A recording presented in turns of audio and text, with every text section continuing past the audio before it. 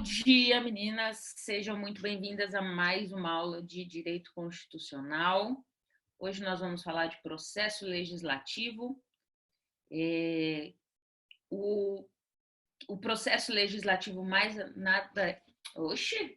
nada mais é do que o passo a passo para a criação de uma nova legislação, né? De uma nova norma. Antes de iniciar, né, eu tenho que fazer a ressalva de que a aula já está sendo gravada. Portanto, se você assim o quiser, mantenha a sua webcam desligada. E se tiver qualquer dúvida, pode acionar o seu microfone e me perguntar, ou mesmo para que eu tenha que repetir o assunto, né? Fiquem à vontade para isso, ok? Então vamos lá, eu não vou ter pausa hoje, a gente tem muita coisa ainda para ver. E a partir do dia 20, salvo ledo engano, já é o prazo para as provas, né? Para provas, na verdade, vai ser a prova semestral, né? A faculdade ainda, por enquanto, ainda não passou se essa prova vai ser online, presencial, mas creio eu que essa prova vai ser online, gente. Então, no caso da minha prova, 10 questões objetivas, tá ó, de presente, né? Para ajudar vocês, lá no Classroom tem 2 formulários de exercícios, são 40 exercícios e cabe aos senhores responderem, né? O presente, a cereja do bolo, eu acho que a líder, o Tiago já deve ter comentado com vocês e eu não vou fazer esse comentário aqui, porque está gravando a aula. E aí vocês, né, recebam como presente de Natal, certo? Mas, ó, resolvam o exercício, tá sem o gabarito, não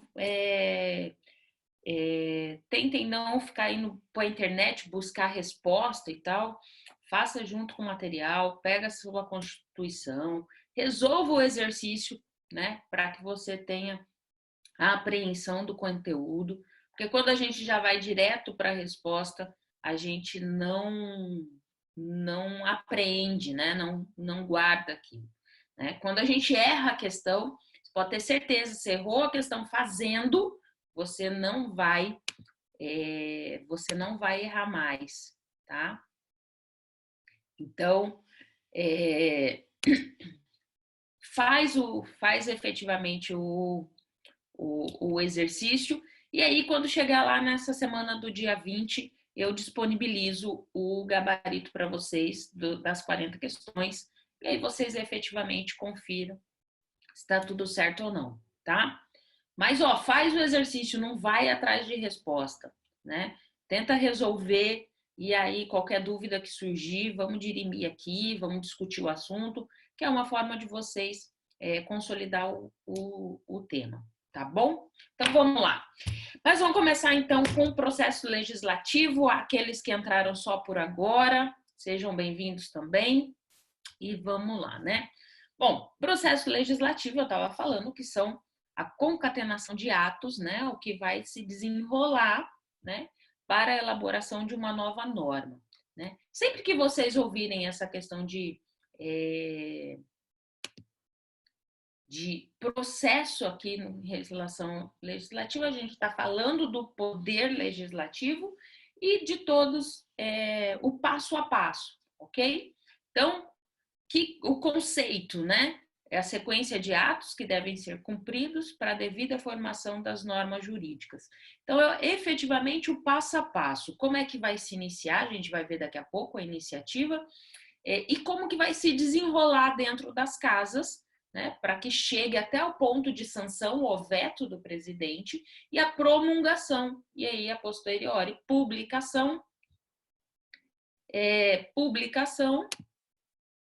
E após a sua publicação, a vacatio legis, né? O período de que fica em vacância, ou seja, de publicidade, e então essa lei entra em vigor, né? Essa vacatio legis, pela Lei de Introdução ao Direito Brasileiro, em regra é de 45 dias.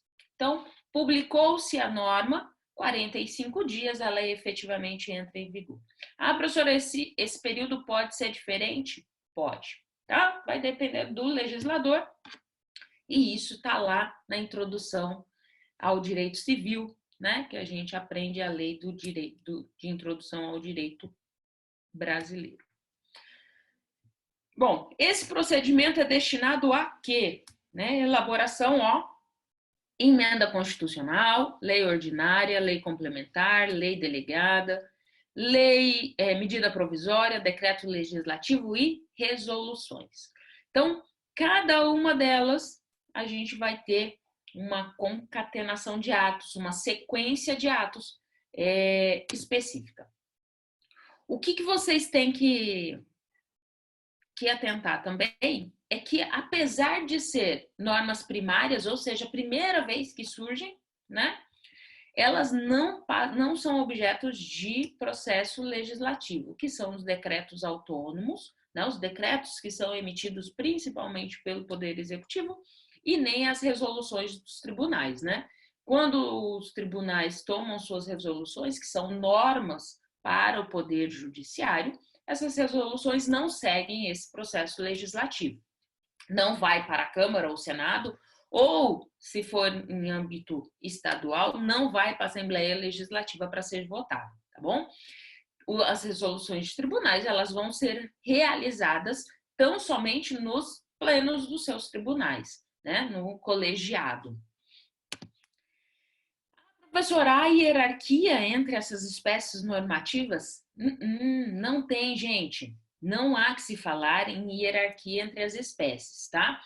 Com exceção da emenda constitucional. Porque a emenda constitucional, ela é equiparada à norma constitucional, né? A emenda constitucional, a gente vai ver à frente, ela é tão somente no sentido de alterar a Constituição ou acrescentar a Constituição ou revogar algum artigo da Constituição.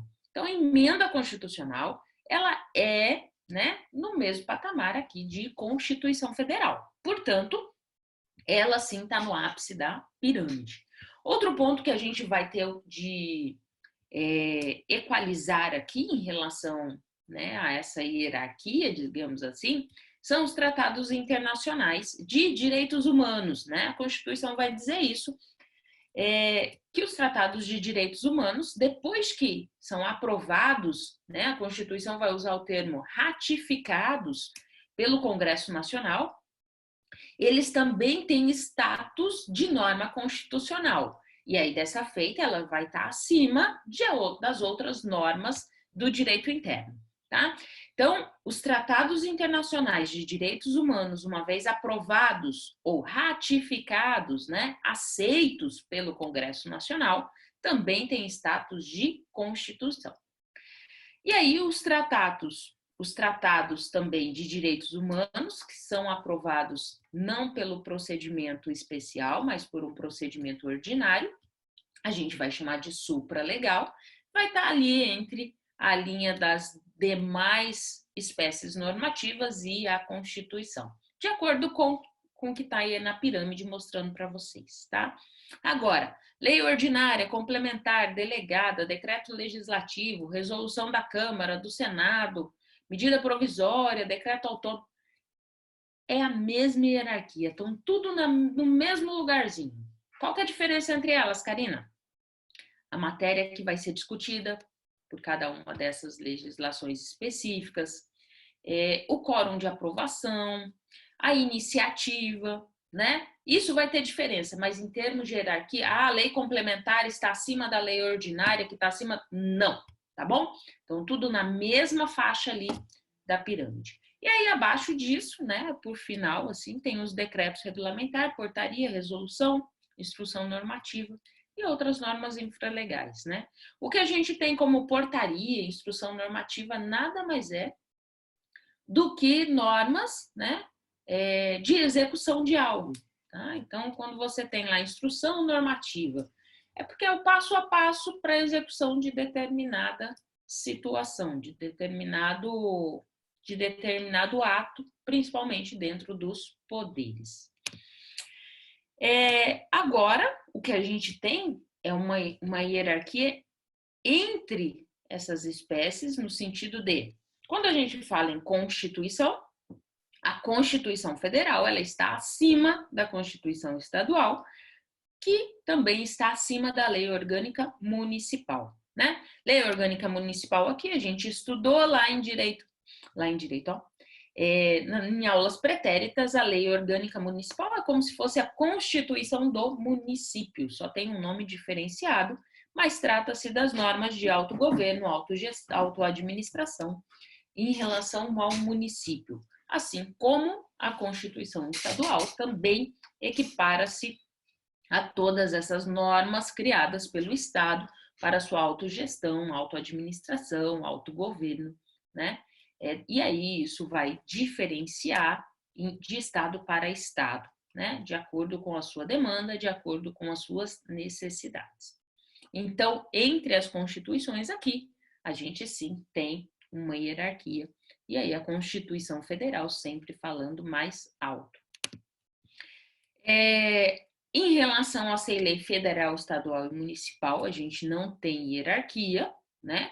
O que a gente tem aqui, ó, é conflito de competência.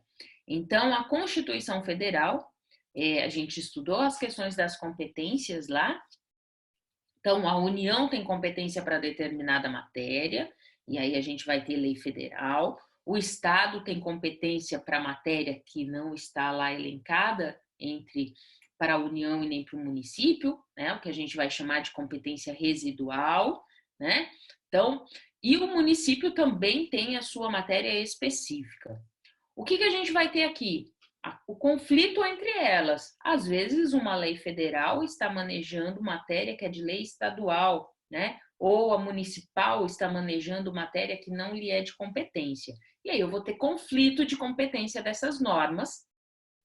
E aí, nesse conflito de competência, alguém vai ter que solucionar essa competência. Recentemente, a gente teve um conflito de competência em relação a se cabia à União ou aos estados normatizar sobre as funções essenciais, sobre o isolamento, se deveria ser isolamento total, se deveria ser isolamento vertical, horizontal, esse caramba quatro. E aí o STF, né, tratando-se de uma lei da União, de uma lei federal, cabe ao STF julgar, e o STF veio e falou assim, ó, Constituição é clara, a competência é do Estado, não é da União. Portanto, hoje a União, né, lá o Bolsonaro, nessa ânsia dele para que todo mundo volte a trabalhar e tudo mais, seja um isolamento, né, vertical e que seja todo mundo volte às atividades.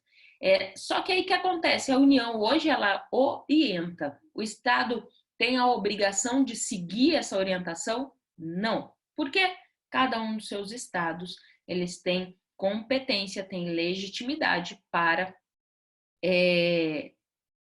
normatizar em relação a isso. Então, as normas, né, do Estado, nesse sentido, ela tem mais poder do que a norma da União, certo? Professora, Diga, Michele. Uma coisa que eu não consegui entender é o seguinte: quando a senhora fala em Constituição estadual, eu nunca vi assim uma Constituição estadual como a gente tem uma Constituição federal, né, do Brasil. Então, Nem você uma entra lá, Constituição. busca aí no Google, Constituição Estadual do Estado de Mato Grosso, do Estado de São Paulo, todos eles têm. Então, mas elas não são as leis estaduais? Essa Constituição, não? É outra coisa? Não. Olha só, você tem uma Constituição, que é como se você tivesse a Constituição Federal, é a mesma coisa, só que é uma Constituição estadual, ela vale só para o Estado. Se a Constituição Federal ela vale para todo o território brasileiro, a Constituição Estadual ela vale só para o Estado. Ela é a base, tá? Ela é a base de formação e autogestão, autoorganização de todo o Estado. E aí, de acordo com esta Constituição, a gente também vai ter, inclusive, a iniciativa das leis estaduais. Tá? As leis estaduais, elas devem estar em obediência à Constituição Estadual, que deve estar em obediência à Constituição Federal. Tá? Então, quando a gente fala aqui de Constituição Estadual, a gente não está falando de uma única lei do Estado, a gente está falando da base da formação de todas as outras leis que são emitidas pelo Estado. Tá? Mas todo Estado tem uma Constituição. Só buscar aí no tio Google, coloca lá, tem todas as... como se fosse a Constituição Federal, só que no âmbito só do Estado. E aí, para cada Estado, essa Constituição, o poder constituinte do Estado, né, que cria a Constituição Estadual, é que vai de acordo com a demanda, de acordo com o Estado, de acordo com a autossuficiência e tudo mais, cria-se ali a Constituição que deve ser seguida pelo Estado. Então, são duas coisas assim, né? Então, aqui, né, entre a lei federal, estadual e municipal, trata-se tão somente de um conflito de competência. Pois bem, essas normas primárias, por que eu chamo de normas primárias, né? Então, lá eu falei que, com exceção das resoluções dos tribunais e dos atos normativos ali, eu não tenho, apesar de serem normas primárias, não passam pelo processo legislativo. Mas o que são essas normas primárias, né, gente? Elas derivam diretamente da Constituição Federal.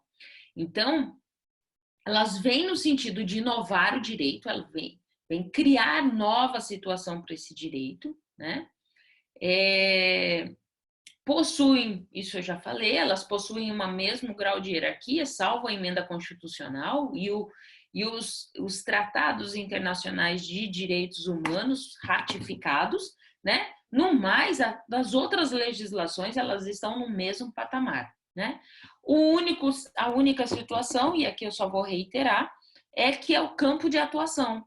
A gente vai ter o princípio da especificidade aqui, falando mais alto, né? Então, aqui, ó, princípio da especificidade é o que vai falar, porque cada uma dessas legislações, cada uma dessas normas vão tratar de matéria em específico, né? Umas com um grau maior de aprofundamento, outras menos, a matéria que cabe uma não cabe na outra, que são restritas. Feito? Então, ó, por que normas primárias? Porque elas derivam diretamente da Constituição, vão inovar o direito, estão no mesmo patamar de hierarquia, salvo emenda constitucional, e atuam num campo específico, num campo próprio, ok? O que vocês têm que ter atenção? Essas espécies legislativas, elas não são cláusulas pétreas.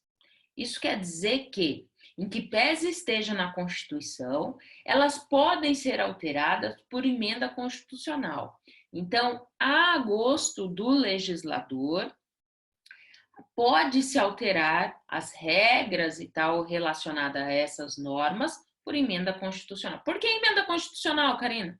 Porque essas regras estão na Constituição Federal. E eu só posso alterar a Constituição Federal por intermédio da emenda constitucional. Eu não tenho qualquer outra normativa que autorize a alteração, inclusão, revogação de artigo da Constituição que não seja por emenda constitucional. E por que isso? Porque a emenda constitucional tem um processo legislativo único, tá?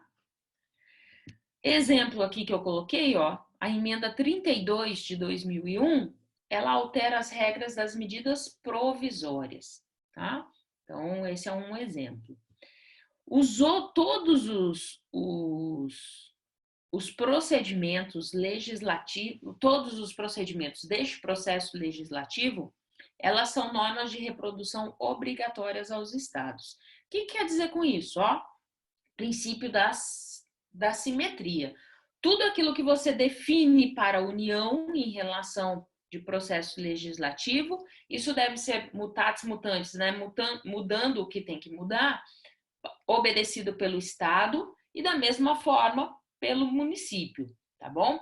Então, se eu mudei as regras da medida provisória, essas mudanças o Estado também tem que obedecer quando for criar medidas provisórias dentro do Estado, né? O governador, quando ele cria medida provisória, ele deve obedecer o processo legislativo lá da Constituição Federal, juntamente com a sua Constituição Estadual, assim como o município, tá? Então, mudou, ó, efeito dominó, mudou na questão da União em relação ao processo legislativo, hein, gente? Mudou lá, sequência para estados e municípios. Bom, qual que é a diferença básica em lei ordinária e lei complementar? Tá? Tanto uma quanto outra trata-se de atos normativos primários, ou seja, decorre-se da Constituição, está inovando o direito, e aqui o que vai ter de diferença vai ser a especificidade, a matéria, ó, a diferença aqui, ó, é a matéria que cada uma vai arguir lá na sua formação. Em termos de igualdades, tanto uma quanto outra passa por um processo legislativo de 3 fases, tá? Não vou adiantar as fases, a gente vai falar delas, tá? Então, em termos de diferença, ambos, né, são atos normativos primários. O que vai diferenciar é pelo princípio da especialidade, porque cada uma vai ter a sua matéria de forma específica. Em termos de igualdade, tanto lei ordinária quanto lei complementar, elas passam por um processo, né, por um procedimento legislativo de 3 fases. Diferenças. O que efetivamente a gente tem de diferença? Enquanto material, o objeto, né? Qual que é o objeto aqui? É qual que é a matéria que ela vai falar. Então, lei complementar, ó, tá taxativamente, né, prevista na Constituição Federal. Então, a Constituição Federal, você vai abrir sua Constituição Federal, né?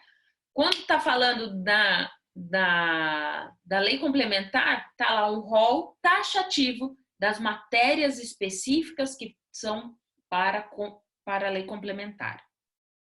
E a ordinária, Karina? O que sobrar, o que não tiver lá como lei complementar, vai ser matéria de lei ordinária, tá? Então, ó, em termos de objeto, o que é esse objeto? Nada mais é do que a matéria que vai circular para a formação da lei complementar e para a lei ordinária, tá? É o conteúdo, né? Sobre o quê, né? Aqui, quando a gente fala em material, é o que essa lei vai dizer, sobre o quê?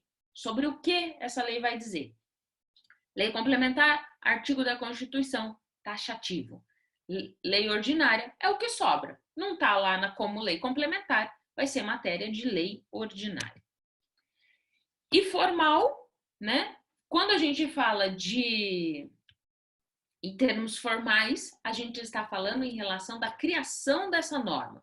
Então, aqui, ó, o que vai ter de diferente é o quórum de aprovação. Para uma lei complementar, eu preciso de maioria absoluta. O que é maioria absoluta? Pelo menos 3/5 da casa. Tá? Isso é maioria absoluta.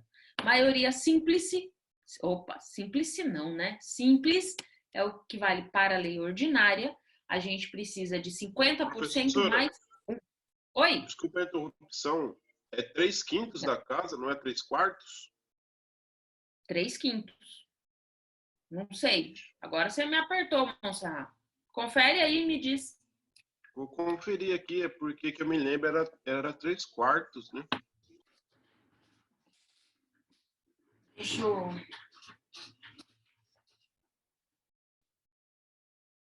Eu posso...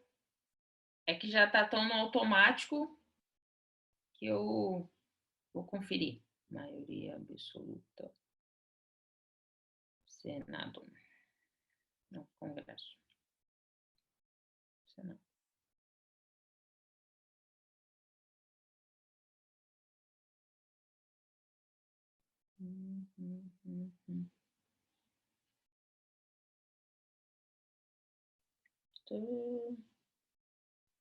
Vamos lá. Maioria absoluta é metade mais um. Opa, definido o primeiro número inteiro superior a metade.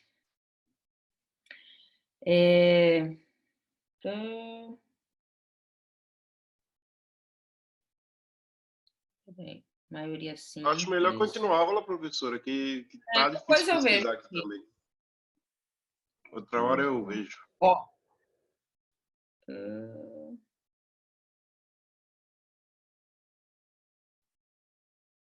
Depois eu vejo certo aqui.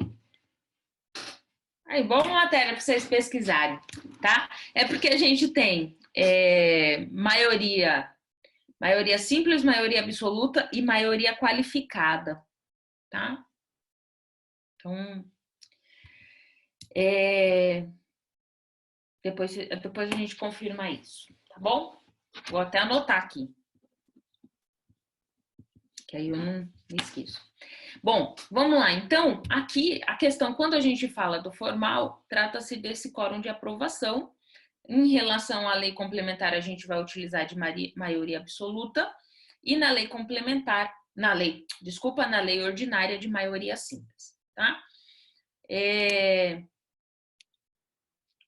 aí, aqui a gente tem uma situação em que essa lei ordinária e lei complementar, né? Assim, ó, lei complementar só pode ser, em regra, alterada por lei complementar, assim como a lei ordinária da mesma feita. Porém, há duas situações em que a gente pode ter alteração da lei complementar pela lei ordinária, tá? Então, alterada ou revogada, né? Deixa eu já fazer essa menção. Quando a lei complementar tratar de matéria de lei ordinária, eu posso alterar por intermédio da lei ordinária. Eu não preciso de uma lei complementar, tá? Por que eu estou dizendo isso? Porque você aprovar uma lei ordinária, você tem uma maior facilidade do que aprovar uma lei complementar, tá? O que acontece aqui? Ah, professor, mas como assim lei ordinária vai estar falando, a lei ordinária está falando de matéria de lei complementar, né? Quando que acontece? Lá no passado, antes de qualquer alteração, a matéria era de lei complementar, só que ela deixou de ser de lei complementar, né? Surgiu uma nova Constituição ou teve emenda, né? Teve alteração. E aí, aquela matéria que antes era taxativa de uma lei complementar passou a ser de lei ordinária, né? Em que pese esteja como lei complementar, mas aí eu posso utilizar a lei ordinária para alteração, tá? Essa é a ressalva a ser feita. Mas, em regra, lei ordinária você altera com lei ordinária, lei complementar eu só altero com lei complementar. Por que isso, Karina? Por causa das diferenças que a gente viu, principalmente em relação à matéria e em relação ao quórum de aprovação. Feito? Ó, em relação a essas considerações iniciais, vocês têm alguma dúvida tirando essa questão da maioria absoluta simples? Posso continuar? Professora, Oi. você pode voltar aí nesse último tópico que você falou, fazendo um favor? Da lei que é complementar. O último tópico que você falou. Aqui, eu vou voltar. Então, vamos lá. Ó, em regra... A matéria no passado, é isso, essa parte. É isso, né? Então, ó, em regra, lei ordinária você só altera com lei ordinária. E lei complementar eu só altero com lei complementar. Certo? Por que é isso? Porque elas têm quórum diferenciado de aprovação e matérias também específicas.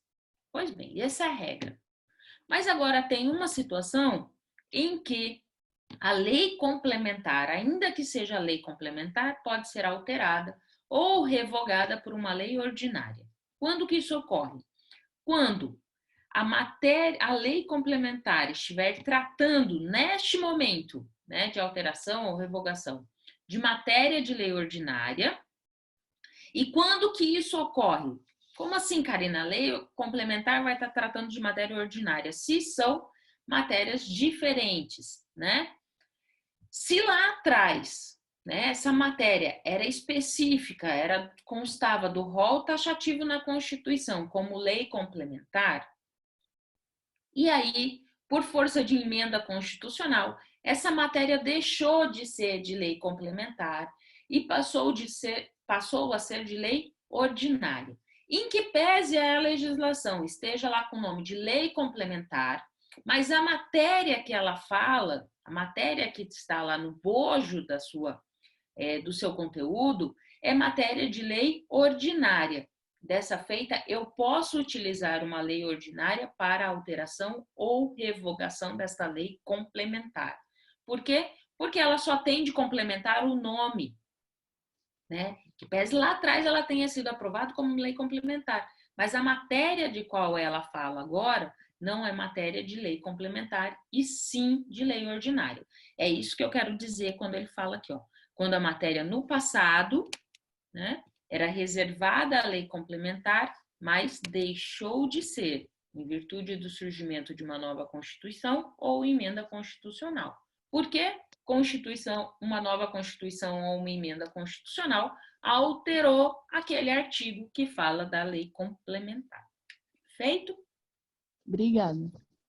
Não por isso, Gabi. Gente, mais alguma dúvida em relação a isso aqui? Não, né?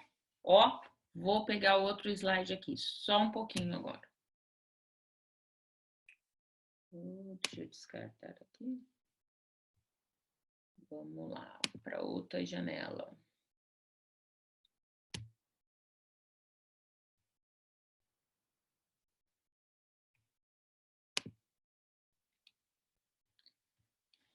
Todo mundo vendo o slide? Tudo certo? Tudo certo, prof. Então, vamos seguir. Então, ó, processo legislativo ordinário, né? E aí, aqui, a gente vai falar da iniciativa. O que é iniciativa? Aquele primeiro ato que vai iniciar esse procedimento legislativo. É o primeiro ponto de partida, assim, é o início de tudo, é a gênese de uma nova legislação. Que a gente já viu que não há hierarquia entre elas, salvo a emenda constitucional, e que vai inovar o direito, né? Seja de uma matéria efetivamente nova, ou vai inovar no sentido de alterar ou revogar em relação a uma matéria que já está posta. Pois bem, esse início a gente vai ter aqui, ó, a iniciativa, ela pode ser parlamentar ou extraparlamentar. Parlamentar, porque a gente está falando de um projeto iniciado. Aqui eu vou falar de deputados e senadores, né? Iniciado porque a gente está falando no âmbito da União, mas isso também vai ter a sequência tanto no estado quanto no município. No estado, por seus deputados estaduais e vereadores no caso do município, tá?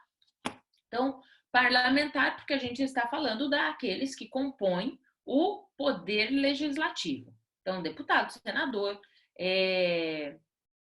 os deputados aqui vocês veem tanto deputado federal quanto deputado estadual, senador e os vereadores no âmbito do município, ok? Então, sempre que falar de deputado e senador, a gente está falando de âmbito parlamentar. E extraparlamentar é porque a gente tem um projeto que é iniciado por alguém que é legitimado para fazer, mas não é parlamentar, não faz parte do corpo do poder legislativo.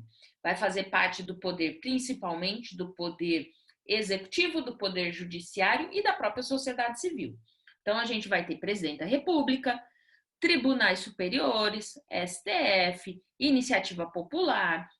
A gente falou lá, o Conselho Nacional de Justiça, ele pode dar recomendação para início de uma nova legislação? Pode, né? Então, através dessa recomendação, eu posso ter a iniciativa de um projeto de lei, né? O STF pode encaminhar uma iniciativa de projeto de lei? Pode. O presidente da República pode fazer? Pode, tá? Eles são legitimados, têm tem dentre as suas funções, tem competência para e legítima para requerer um novo projeto de lei de uma matéria específica, pode fazer, pode, mas eles não fazem parte do corpo do poder legislativo. Por isso que a gente chama de extraparlamentar. E aí, dentre a iniciativa aqui, a gente vai ter o que a gente chama de iniciativa geral, que é poder propor lei sobre qualquer assunto, tá? Só que a gente tem uma iniciativa privativa. Então, dessa iniciativa privativa, a gente tem a excludente, o que é privativo, não é todo mundo pode propor, né? No Brasil, a gente não tem uma iniciativa plena, ou seja, de todo e qualquer assunto, porque a gente tem as restrições específicas, cada matéria tem matérias que são específicas, né, de determinado e competência de determinado órgão, então eu não tenho essa iniciativa plena, tá? E aí, no caso do Brasil, então se trata de ninguém pode propor qualquer lei sobre qualquer assunto sem exceção. É isso que eu estou dizendo. As pessoas podem propor projetos de lei, sim, podem propor, mas eu tenho as ressalvas e as exceções que são disciplinadas pela própria Constituição Federal. Quem que vai ter iniciativa, né, no caso possui uma iniciativa geral? Deputado e senador, né? Faltou o R ali do senador. Então, vou até marcar aqui para eu corrigir. Opa, desculpa.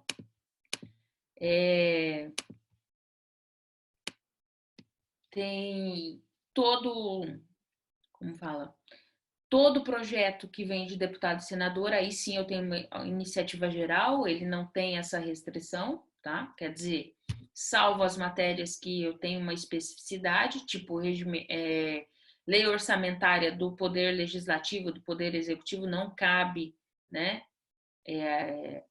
A legislação em relação a isso não cabe ao deputado e ao senador, mas cabe aos seus órgãos de classe, né?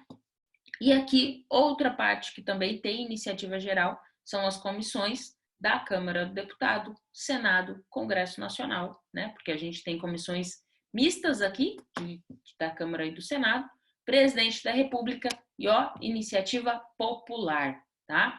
Então, neste caso aqui da iniciativa geral, estes são os possíveis legitimados para requerer um projeto de lei, e aí esse projeto de lei tem que tramitar, dependendo de qual lei seja, e ter os atos seguintes, né? No caso de iniciativa restrita, foi o que eu falei, é que só o titular efetivamente pode propor a lei, o projeto de lei dessas matérias específicas, né? Aqui eu coloquei um exemplo, que é o Estatuto da Magistratura, é restrito ao Poder Judiciário, né? O Estatuto da Magistratura só cabe tão somente aos magistrados, né? Vai compor-se pelo corpo do Judiciário. Assim como algumas legislações do Poder, por parte do Poder Executivo, também cabe tão somente ao Poder Executivo, tá bom? Então, de acordo com a matéria, a especificidade aqui, a Constituição ela atribui um titular próprio, né, para arguir aquela matéria. É isso que vem a ser iniciativa restrita, ok? A iniciativa concorrente, por que concorrente, né? Porque eu posso ter mais de uma pessoa pode propor a lei sobre aquela matéria, né? Então, quando se fala da organização do Ministério Público da União, a gente tem a concorrência entre o presidente da República e o procurador-geral da República, tá bom? E em relação ao Estado, né, a gente vai ter a concorrência entre o governador, né, e o procurador-geral de justiça, tá, no âmbito do Estado. Então, aqui é porque a legislação permite que mais de uma pessoa, né, possa vir e ter a iniciativa em relação a essa legislação, a essa nova legislação, tá? Iniciativa conjunta, né? Se a concorrente é porque eu tenho mais de uma. Na iniciativa conjunta, é que para iniciar essa lei, tão somente tem que estar todo mundo assim, ó. Todos têm que iniciar essa lei juntos. É como o próprio nome fala, ó, juntas, né? E aí é o seguinte, ó, não existe mais no Brasil, tá? Existia isso antes? Existia. E aí olha que bacana, né? Subsídios do ministro do STF, foi o último exemplo, esse eu busquei aqui. Ele era conjunto, quem decidia, né? O projeto de lei para aumento e tal, essas coisas de subsídio do STF, tinha que ser feito, ó, pelo presidente da República, presidente da Câmara, presidente do Senado e o presidente da STF. Tinha que entrar num consenso, esses 4 carinha aqui, imagina a bagunça. Esses 4 carinha tinham que entrar em consenso para então entrar com um projeto de lei, para que essa lei fosse aprovada pelo Congresso. Tá? Então, quando se fala em iniciativa conjunta, eu preciso de todos juntos, efetivos, unidos, para iniciar esse projeto. Os 4 precisavam assinar esse projeto para então dar andamento, tá? Existe no Brasil hoje? Não existe mais, tá bom? Trouxe aqui mais no sentido de conhecimento histórico e técnico em relação à Constituição. Certo? Gente, alguma dúvida até aqui? Ou só dúvida? Professor, tá correndo tanto que tá difícil anotar. Será que é só eu? Tô correndo, assim. não. Tá sim. Tô nada. Depois você assiste a aula de novo. Então, esse é o problema, né? Eu ter ter tempo para assistir a aula de novo, prof. A gente tinha que andar conforme a gente estivesse em sala de aula, não teria uma aula de novo. Se eu estivesse em sala, eu ia estar falando assim também.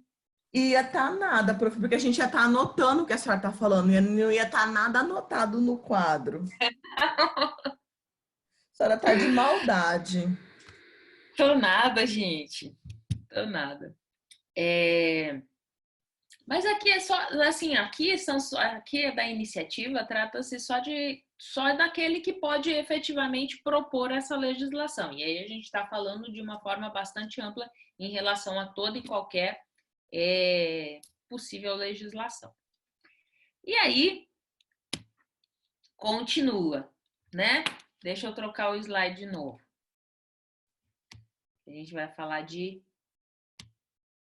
mais uma hoje ainda. Pelo menos, né?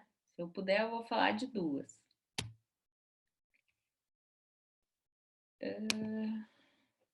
Bom, quem entrou depois do que eu já tinha conversado com as meninas, não esqueçam de resolver as questões que eu coloquei lá no Classroom, né? Não tentem resolver efetivamente as questões, ao invés de buscar a resposta das questões.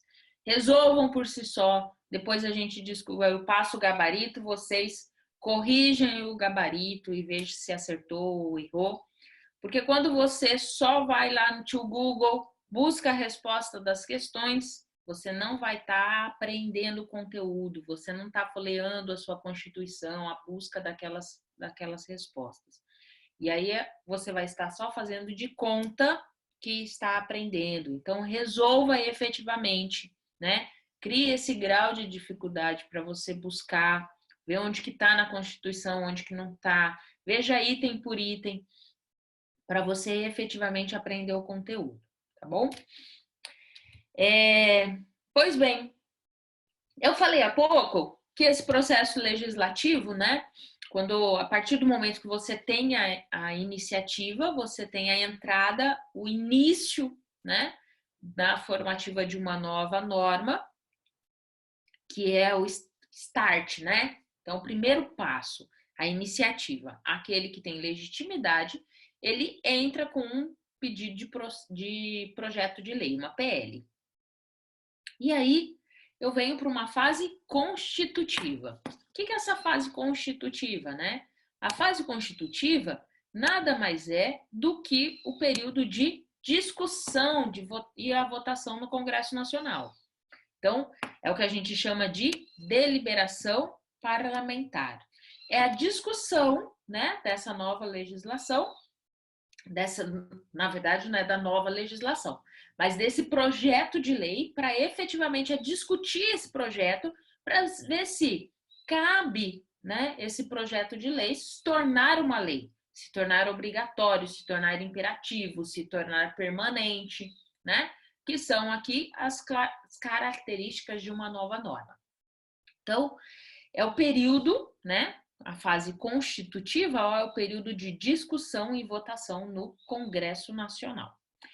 E como que ocorre isso, né? Então, assim, ó, quando a gente inicia o processo, em regra, gente, quem inicia, a casa iniciadora, é a Câmara dos Deputados, tá? Então, em regra, quando ao início, né, desse processo legislativo, se ocorre na Câmara dos Deputados. Porém,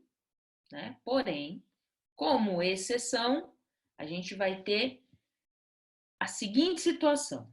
Se o Senado, né, para que inicie, né, para que a casa iniciadora seja o Senado, esse projeto de lei ele tem que ser de iniciativa de um senador, ou a iniciativa seja de uma comissão do Senado Federal, ou ainda, se o projeto de lei for proposto por uma comissão mista, que aí eu vou ter, enquanto casa iniciadora, ela vai alternar. Uma vez vai ser a Câmara, a próxima o Senado. Câmara, Senado, tá bom?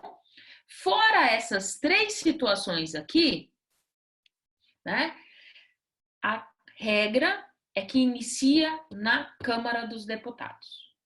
Feito? Então, quem que é a casa iniciadora? Da fase constitutiva em que eu vou ter a deliberação e votação, inicia-se em regra na Câmara dos Deputados. Porém, como exceção, vai iniciar no Senado se a iniciativa foi de um senador, se a iniciativa foi de uma comissão do Senado Federal, ou ainda se foi iniciativa da comissão mista, que eu vou ter alternância entre uma casa e outra. E aí o primeiro ponto, quando inicia, né? Ô, professora, Oi, Gabi. isso tá no slide? Tá, vocês não estão vendo? Não, você não colocou pra gente, a gente só tá te vendo, pelo menos eu. E os demais? Também não. Eu tô só te vendo, você falando. Aí. Peraí, então. Vou terminar aqui a apresentação. Uai, gente. Deixa eu voltar aqui, então.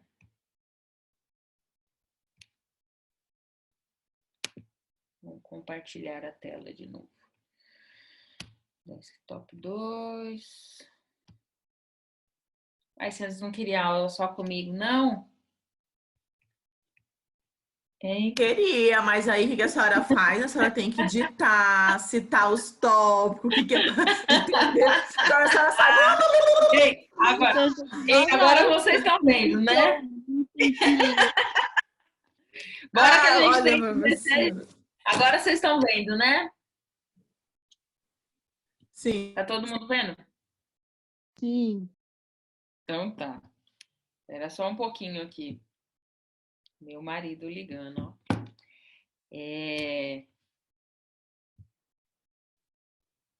Vamos lá, então. Ó. Isso aqui que eu tava falando, ó. Que em regra essa casa iniciadora é a Câmara dos Deputados.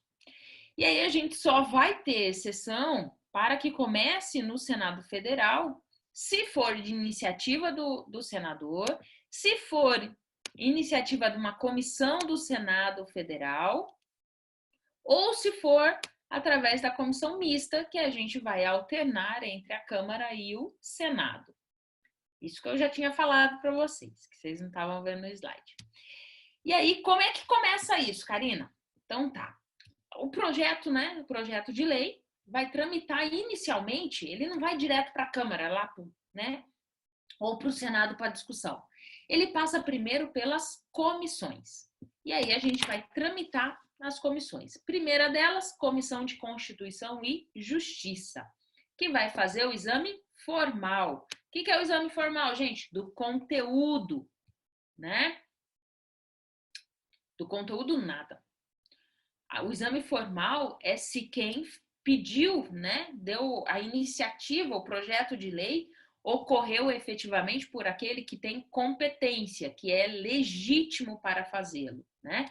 Então, neste caso, de competência geral, né? Senador, deputado, presidente da República, iniciativa popular. Restrita está aqueles que são legitimados pela Constituição, ok? Então, a comissão aqui, ó, de Constituição e Justiça, ela vai fazer o exame formal em relação a isso. E aí, por parecer, é um parecer terminativo e obrigatório, aqui a Comissão de Constituição e Justiça, ela neste parecer, deixa eu respirar, né? Nesse parecer, outra coisa que ela vai avaliar é se está de acordo com a Constituição Federal, né? Se está obedecendo aqueles princípios constitucionais. E aí fez esse parecer, falou, ó, esse projeto tá ok, formalmente aceito. E aí eu vou para as constituições temáticas. O que são as comissões temáticas? Trata-se das matérias específicas lá dentro das casas. A gente já falou das comissões, né?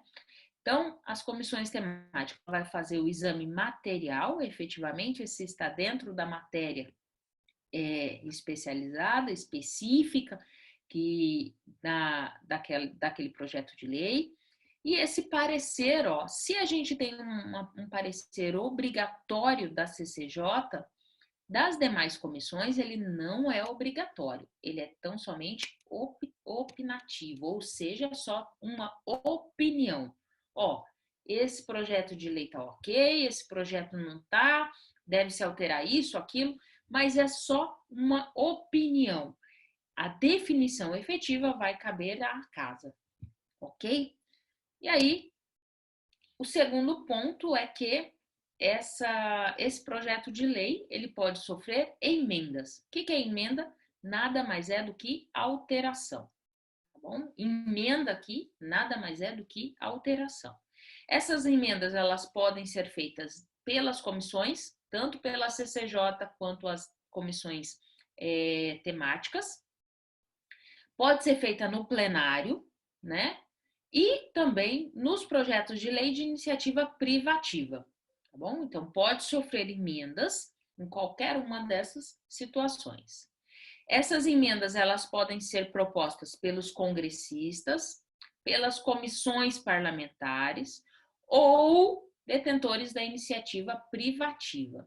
Aqui eu coloquei entre parênteses uma divergência doutrinária, porque você vai ter doutrinadores que defendem isso, que aqueles que têm iniciativa privativa pode sim emendar esse projeto de lei, e aí a divergência no sentido de outros doutrinadores de dizer que, não, uma vez que você iniciou o projeto de lei, essa possibilidade de emendas cabe tão somente àqueles que vão discutir o projeto, e não mais aquele que tinha a iniciativa privativa do projeto, tá?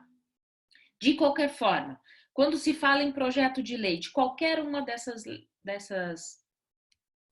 leis, né? Em regra, esses projetos de lei não podem, ter aumento de despesa, né? Eles não equivalem a aumento de despesa, tá? Principalmente de iniciativa, a não ser, os projetos de lei de iniciativa exclusiva do presidente não pode ter aumento de receita, salvo, né, as leis de orçamento, que aí é uma legislação específica e que se trata efetivamente de aumento ou redução de despesa, né? E outro ponto é que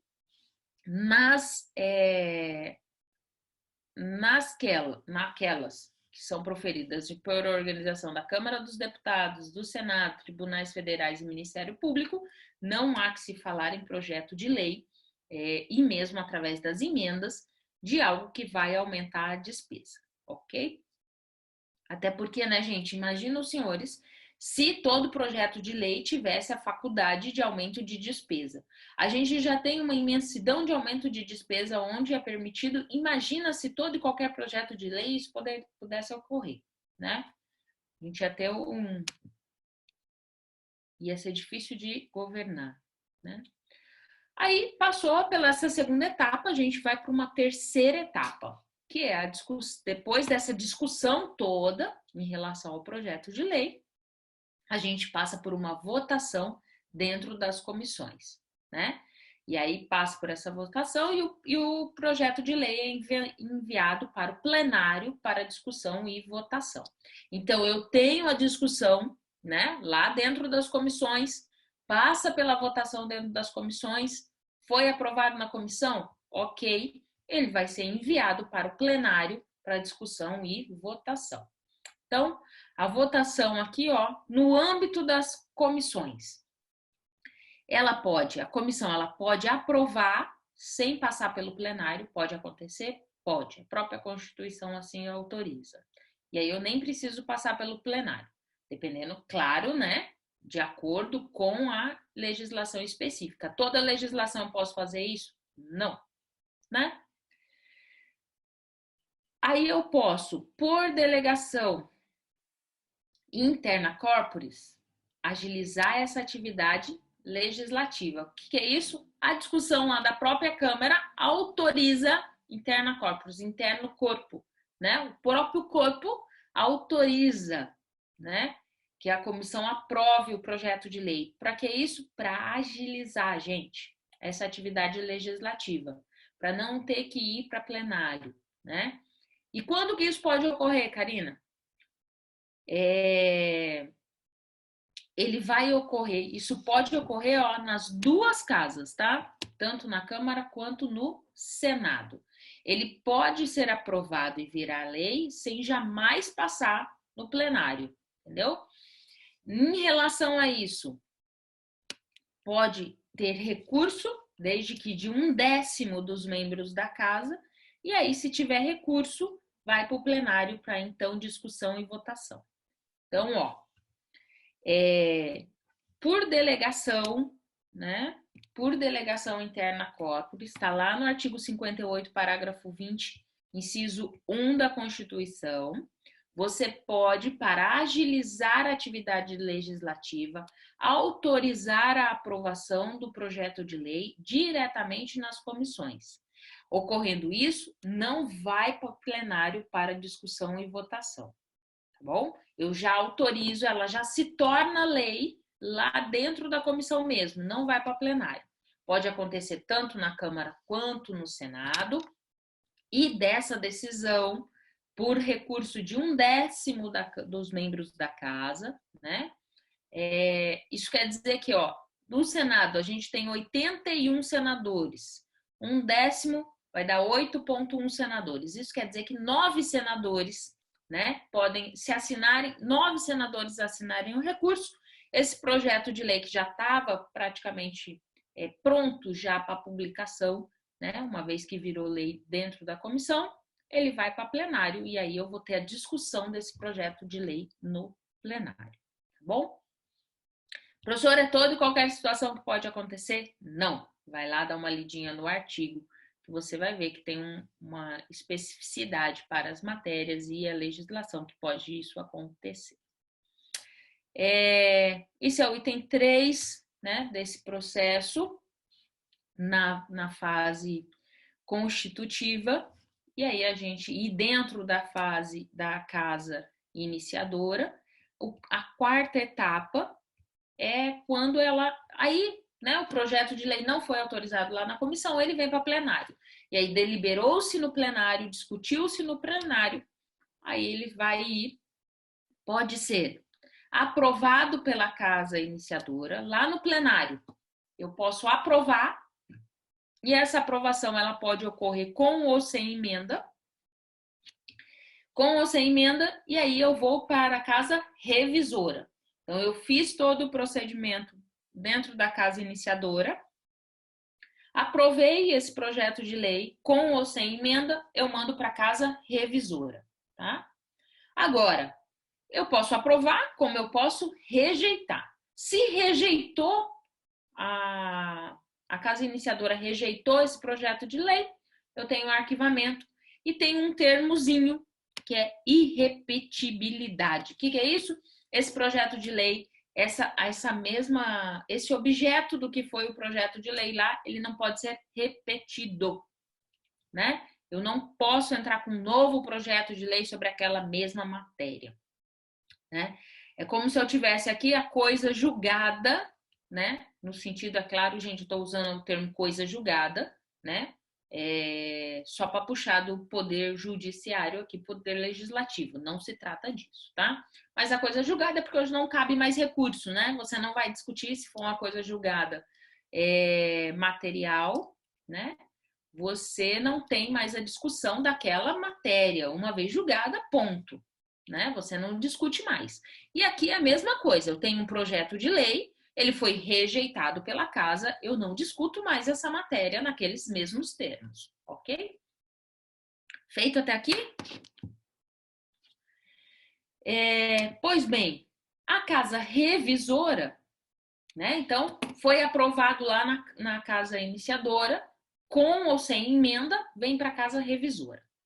E aí, a casa revisora, ela pode aprovar, né? Aprovou aquele projeto do jeito que veio da casa iniciadora, ele vai seguir para a sanção ou veto do presidente da República, tá? É uma outra fase. Ou ele também vai rejeitar. Posso rejeitar? Posso, a casa revisora pode rejeitar. E aí, da mesma forma, eu vou ter o arquivamento, né? E o princípio da irrepetibilidade da mesma situação que eu falei há pouco. Agora, a casa revisora também pode emendar, né? Pode alterar esse projeto de lei. Se eu fizer, né? Se eu fizer, se tiver emenda, o que vai acontecer? Esse projeto vai voltar, ó, lá para a casa iniciadora de novo, para verificar aquilo que foi modificado.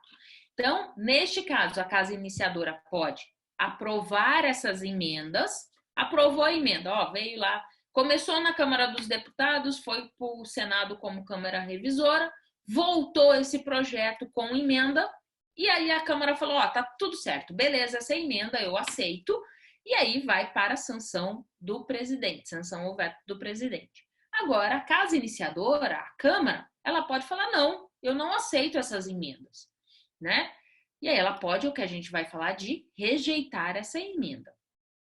Então, o que vai acontecer? Rejeitou a emenda, vai seguir para a sanção ou veto do presidente da República, né? Do mesmo jeito, sem as emendas que veio do Senado, tá bom?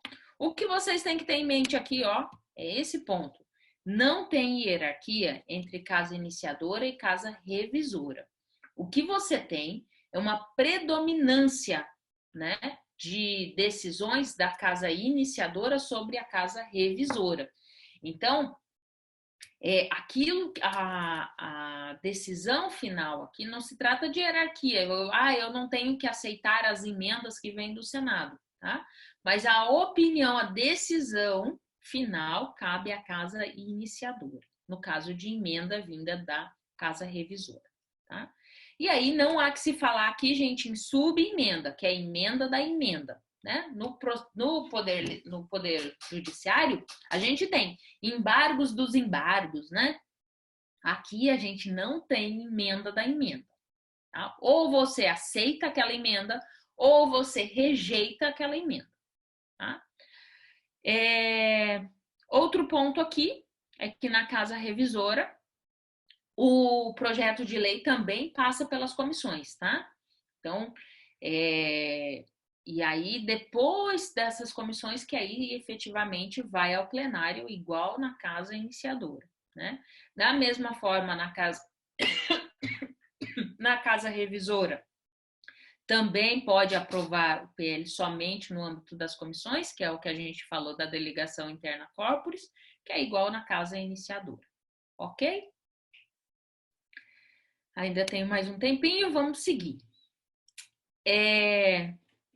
Bom, se foi aprovado, né?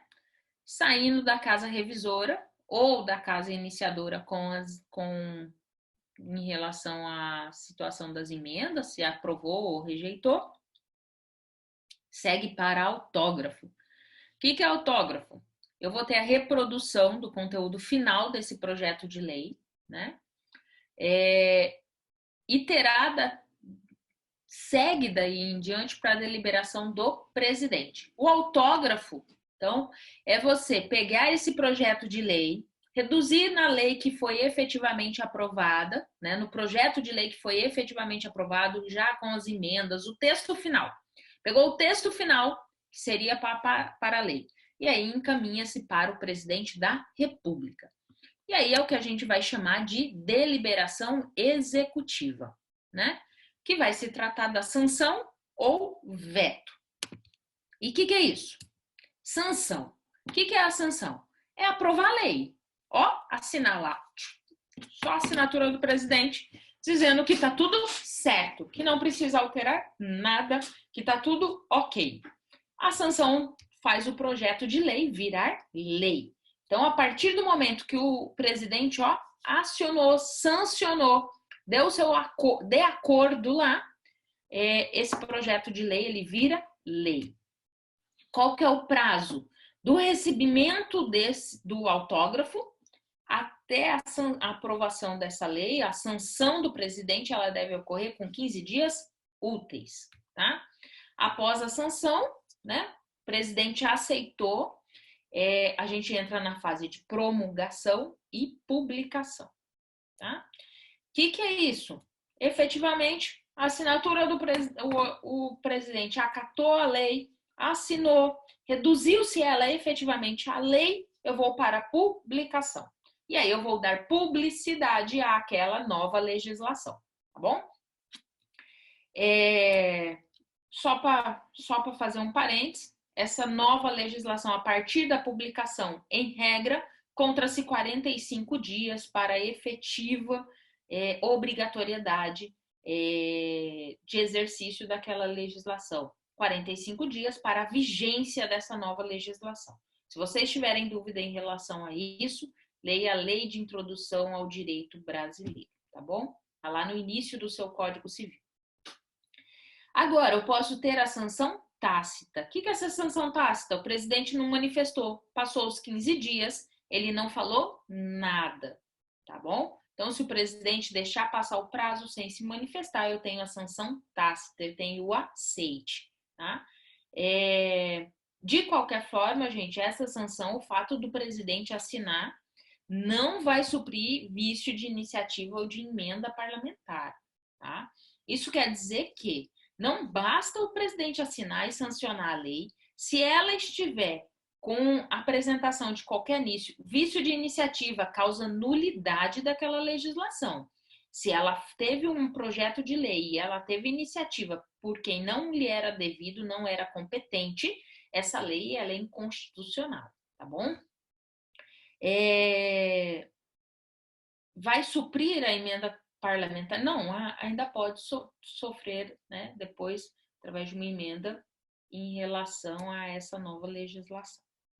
Pois bem, e aí eu tenho, além da sanção, eu tenho o veto, né? O veto é a rejeição do projeto de lei pelo presidente da República. O presidente não aceita aquele projeto de lei, né? O prazo é o mesmo, os 15 dias que a gente tem para sanção. Então, nesse período de 15 dias, cabe ao presidente, aceitei o projeto de lei, ou não aceitei, vetei o projeto de lei. E aí esse veto, ele pode ser expresso, né? Porque o silêncio vai implicar numa sanção tácita, num aceite, né? Não há que se falar em veto tácito, tá bom? Eu só tenho a sanção tácita. O presidente não pode, é irretratável, uma vez que ele vetou, ele não tem como voltar atrás, tá? O presidente não pode voltar atrás. E aí aí a gente tem ainda a questão do supressivo, né? Que é o veto total. Então eu tenho o veto na íntegra do projeto de lei, vetou tudo. Ou esse veto pode ser parcial. Ele pode vetar texto integral de um artigo, pode vetar só de um parágrafo, de um inciso ou de uma linha, ou só de partes mesmo, tá? E ele não... Agora, o seguinte, ele pode vetar parte, só uma linha, só um inciso, só um artigo? Pode. Mas ele tem que continuar, ele não pode modificar o sentido dessa lei. Então, eu não posso suprimir um artigo e que vai mudar, vai alterar o sentido daquela legislação. Ou mesmo a própria legislação, eu tirei aquele artigo, vai ficar meio que... E aí, para que serve, né? Sem o objetivo claro em relação àquela legislação. Caso recente, a gente teve a decisão lá do Congresso em relação ao juiz de garantias, lembra? E aí o Sérgio Moro foi, enquanto ministro da Justiça, pediu para o presidente da República para que ele vetasse essa parte do ministro do juiz de garantias. E o Bolsonaro manteve, né? Então, é uma situação... Ele poderia ter vetado só essa parte? Poderia. Mas ele não o quis fazer, né? E, de certa forma, está suspenso, de qualquer forma, está suspenso pelo STF. E esse ministro de garantia, gente, vai acabar sendo uma lei que não vai sair do papel, tá? Seja por decorrência dos custos, seja por decorrência do próprio interesse do poder. Mas, enfim, eu creio que não saia, né? E aí o seguinte, o presidente, ele pode vetar por si só? Não, ele tem que motivar essa decisão dele. Ele tem que se explicar, tem que explicar por que ele está vetando, tá? E esse motivo do veto tem que ser feito em 48 horas. Ele vetou, ele vai dar explícito de que vai estar vetando aquela parte e ele tem que se explicar num período de 48 horas, né? Se ele não motivar, se ele não der o fundamento para esse veto, é como se o veto não existisse. Pois bem, esse veto, ele pode ser superável ou pode ser relativo também. Em que situação? Porque, gente, o Congresso Nacional pode derrubar o veto do presidente, né? Então, o que vai acontecer? A parte vetada, ela vai ser apreciada em sessão conjunta. Isso quer dizer que Câmara e Senado juntos, que é o conjunto do Congresso, né? Então, vai estar todo mundo reunido. No prazo de 30 dias, eu posso derrubar esse veto, tá? Ele tem que ser afastado, pela maioria absoluta. Absoluta da casa? Não, absoluta do Congresso, tá bom? Se o Congresso ficar inerte, não falar nada, tranca a pauta, né, da sessão conjunta no Congresso Nacional, né? Se o Congresso não falar nada, ficar quieto nesse prazo dos 30 dias, tranca a pauta da sessão conjunta. E aí, o que acontece? Enquanto em sessão conjunta não decidir a respeito do veto, não pode votar mais nada na Câmara, tá? Mas isso não quer dizer que tranca a pauta da Câmara e do Senado. Não, continua decidindo as coisas na Câmara e no Senado, mas a sessão conjunta, Câmara e Senado, né, não pode funcionar enquanto não decide o veto, tá? E o Congresso também pode derrubar apenas parte do veto do presidente, né? Vai que o presidente vetou a legislação por um todo, ele vai e derruba parte desse veto, deixa a especificidade, né, para dar andamento. Mas tem que ser pela maioria absoluta, voto secreto, né, dentro do Congresso.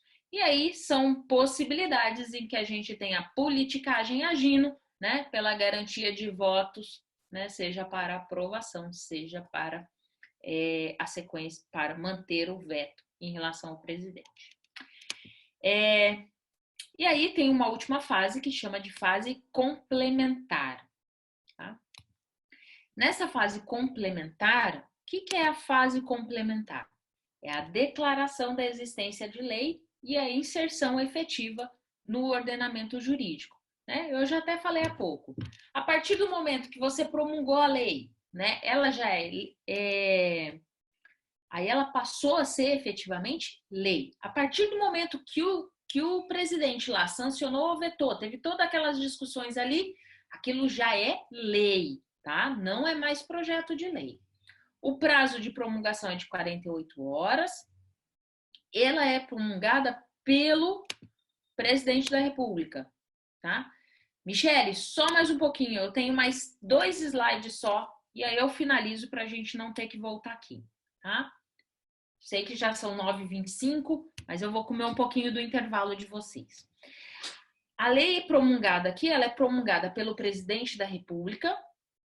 Se o presidente da República silenciar, né, ele silenciou, não vetou nada, a gente vai ter a sanção tácita, e essa promulgação ela pode ocorrer pelos presidentes do Senado, né? Se o presidente não fez, ocorre pelo presidente do Senado. Se o presidente do Senado não fizer, o vice-presidente o faz, tá? E aí eu tenho a promulgação da lei. E aí, passada a promulgação da lei, eu tenho a publicação. Obrigatoriamente, é pressuposto de eficácia dessa lei, né? Ela só pode ser exigida efetivamente depois de publicada, depois de passada a vacatio legis, ou seja, o período de interstício, né, de lapso temporal entre a publicação e a efetiva vigência e exigibilidade dessa legislação. Publicou, né, passou a vacatio legis, ó, lei publicada. E aqui, gente, eu fiz um quadrinho, né, para que vocês, de todas essas fases, das 3 fases, né, de trâmite dentro do processo legislativo. Então, você vai ter a fase iniciativa, está lá no artigo 63 a 67, 69 e 61, tá? Vai falar de iniciativa, tanto da iniciativa geral quanto da iniciativa restrita ou privativa, né? A fase constitutiva, né? Eu vou ter a casa iniciadora aqui, e aí eu vou ter a casa iniciadora, ela pode rejeitar, se ela rejeitar, arquiva e repetibilidade. Se não, eu posso ter alterações, né? E aí vai para a casa revisora, ou eu já vou direto para a casa revisora.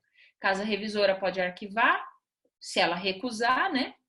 E tem a irrepetibilidade, ou a casa revisora pode ter alteração. Volta para a casa iniciadora, pode aprovar a emenda ou rejeitar a emenda. Uma ou outra situação vai para autógrafo, né? Se for aprovado pela casa revisora, vai direto para autógrafo quando não tem emenda. Disso, presidente da República, 15 dias para a sanção. Promulga em 48 horas, publica a lei. Se não, presidente da República veta em 15 dias úteis. O projeto, o presidente da República, ele tem que ter as razões de veto em 48 horas. O Congresso Nacional tem 30 dias em sessão conjunta, né, para analisar esse veto. Se não, eu tenho o bloqueio da mesa, da casa, né? Posso manter o veto, arquiva repetibilidade. Se não, eu posso rejeitar o veto. O presidente da República vai promulgar em 48 horas, publicação. Nessa publicação aqui eu não tenho prazo. O presidente do Senado Federal, né, 48 horas, se o presidente não promulgar, e o vice, se o presidente do Senado não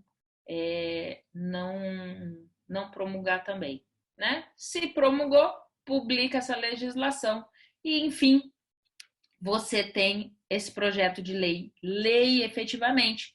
E aí, passado o vacatio legis, né, que em regra é de 45 dias, efetivamente você tem a obrigatoriedade e a vigência e eficácia dessa legislação. Gente, desculpa ter comido aí 4 minutos do intervalo de vocês.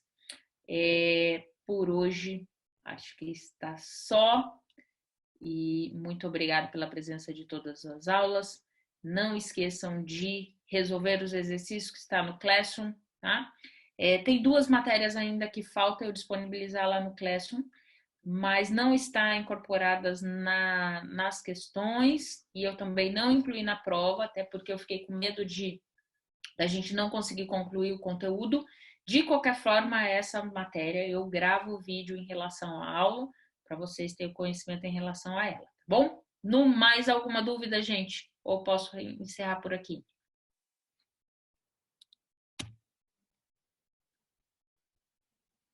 Tudo certo?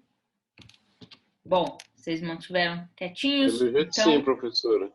Então tá jóia, ó. Então, ó, beijo da tia Cacá e até a nossa próxima aula terça-feira. Tchau, gente. Bom final de semana. Fui.